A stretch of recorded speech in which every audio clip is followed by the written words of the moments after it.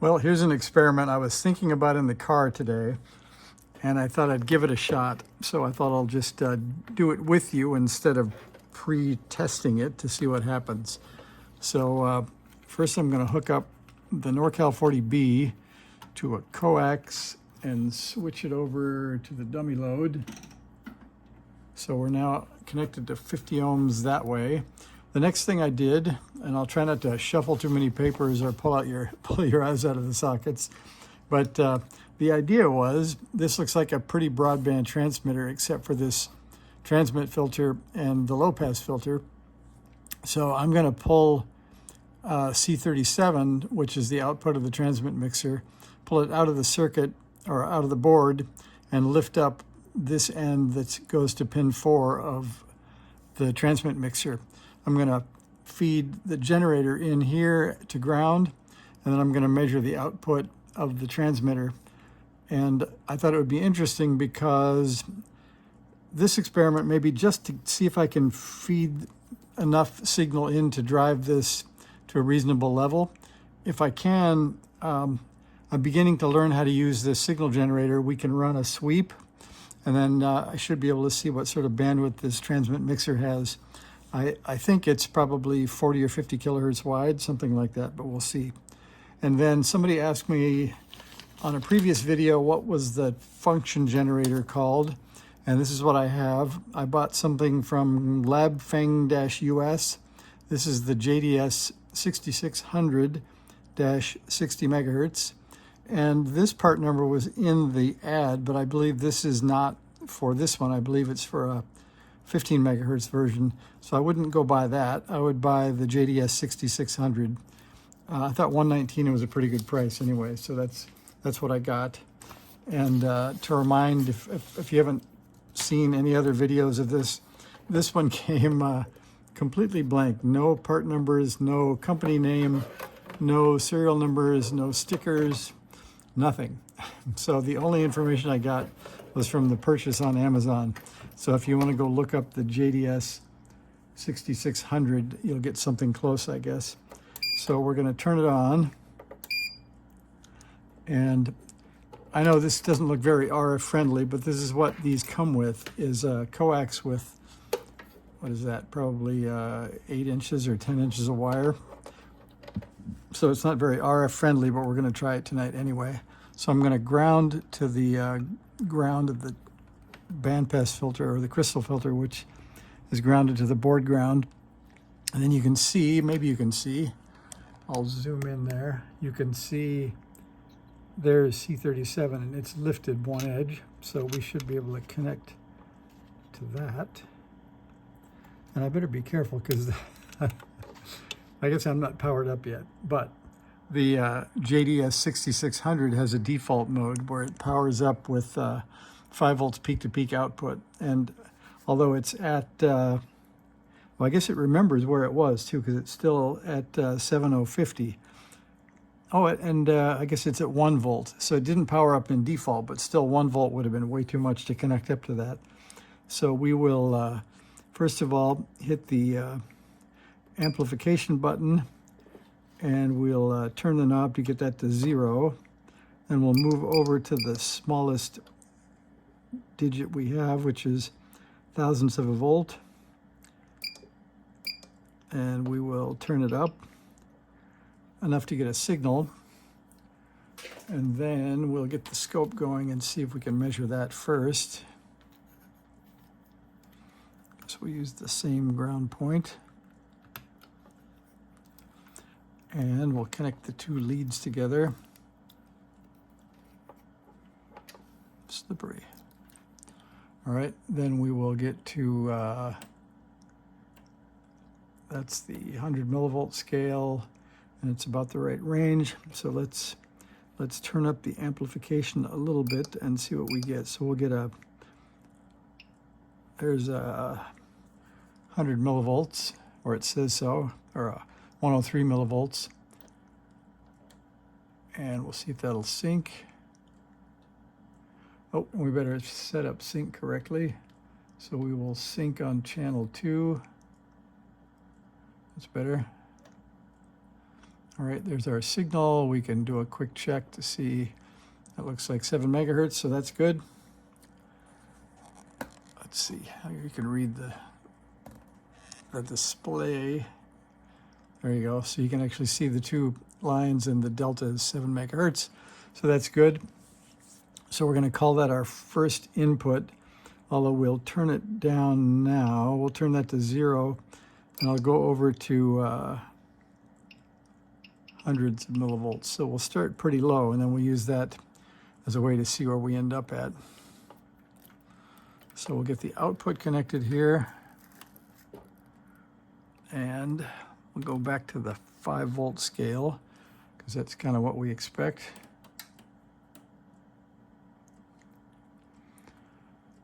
And we'll center that, and then we'll get some power here. Power up the NorCal 40B, and then let's see, we also need a key, I guess. One tucked back in here.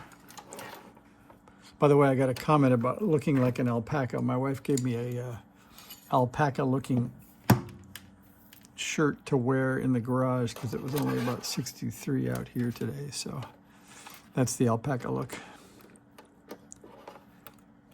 And there's the key jack.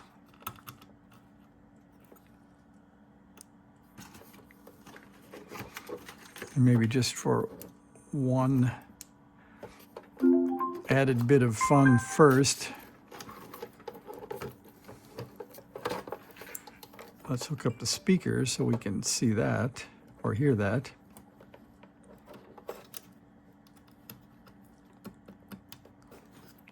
And then we'll go off of the dummy load just to see what happens.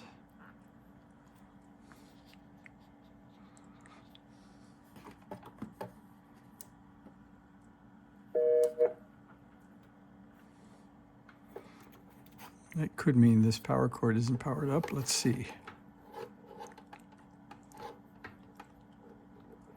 That's this. That's going to the right place. Oh, I guess we got to turn on the NorCal 40B. What do you think? All right, so there we are. We're live. And my noise level at my house goes off and on, but it sounds like it's currently at the S7 noise level, so we're not going to hear much. So we'll go back to dummy load. And we can turn the RF gain down. We don't need that much. All right, so now we're going to see if we can, so we can key the transmitter, but there should be no output because the TX mixer is disconnected. So I'm going to key it, and then I'm going to try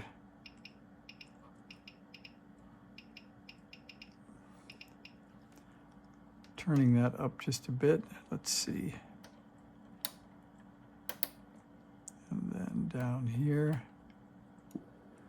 So I'm going to look at my, because it would help if we connect the input up. What do you think? All right, so we're going to take ourselves back down where we were.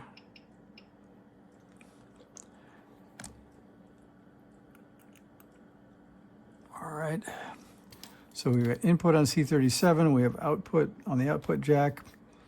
Let's see if we key it.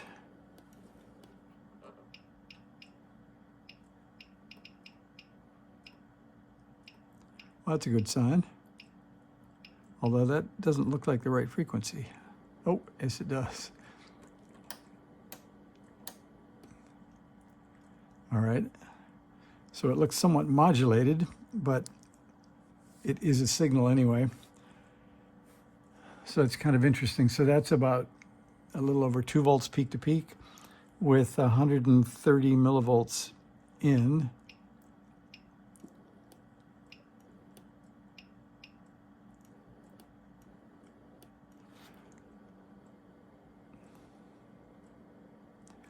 I'm kind of surprised. I don't think this is supposed to be a modulated signal.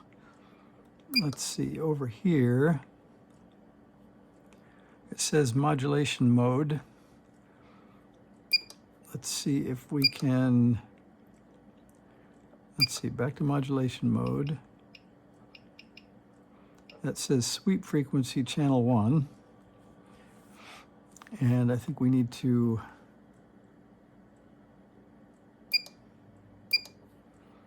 set that back to 0 so there's no delta. All right, we'll go back to wave again. So if we key, it still looks modulated.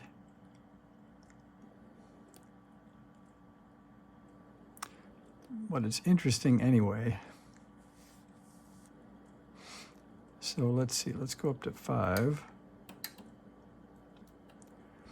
And if we use the Hans Summers method, if we take our V peak to peak and we square it and we divide it by 400, that should be equal to watts.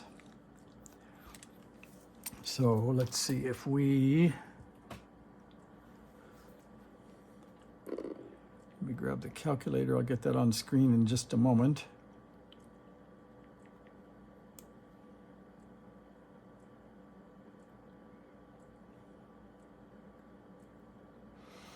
And then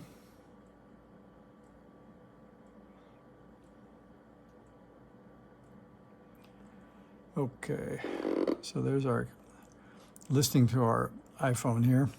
So let's say we get 30 volts peak to peak. Let's see what kind of voltage that is. So there's 30 squared divided by 400. So if we get a 30 volts peak to peak, that equals 2.25 watts. And if we get 35 squared divided by 400, that'll be 3 watts. Those seem like pretty fair numbers. I don't think I want to go too much higher at the risk of letting the smoke out of the output transistor. So let's try this. So there is, so maybe it's only a trigger problem. I don't know. There's some modulation there or some frequency difference. We'll see. We have to go back and learn more about the DDS 6600 here. So I'm going to turn it up a little bit.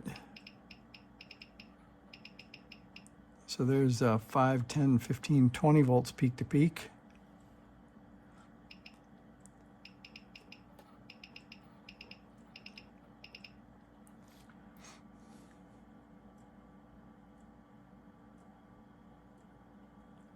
And there's 5, 10, 15, 20, 25. We don't go too much higher.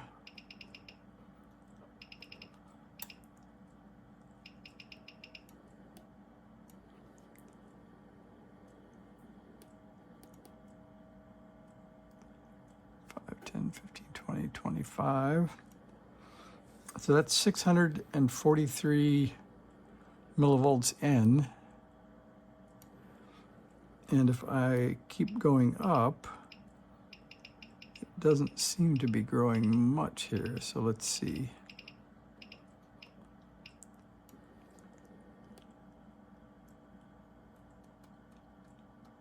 So that's about 30. So that's 2¼ watts. So this is an interesting way to play with it. So I think I'm going to do this. Then I think we'll look at the output voltage, and I'll go in and program the sweep mode, and I can see how the input voltage with the input voltage constant like this to give me the 5, 10, 15, 20, 25, 30 volts peak to peak.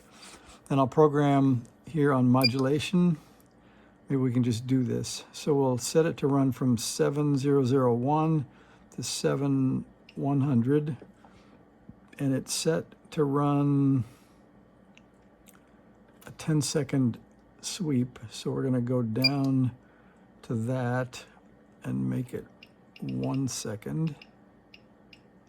So let's try that. And if we say OK, I believe it'll start.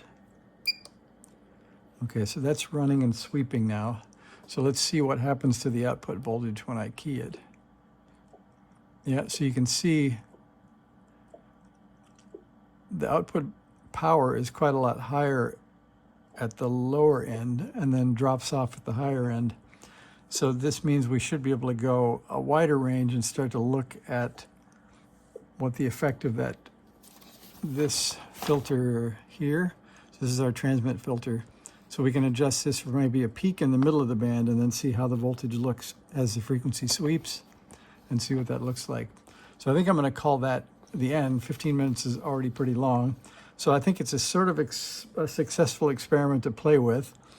And we can inject either before or after this transmit filter, and then we should be able to see that we're measuring the right thing, because we also have the low pass filter taking into effect on the other end. So we'll also play with that, I think, a little bit. So anyway, that's experiment number 133 according to my book, and sort of interesting. We'll give it another shot soon. Thanks for watching.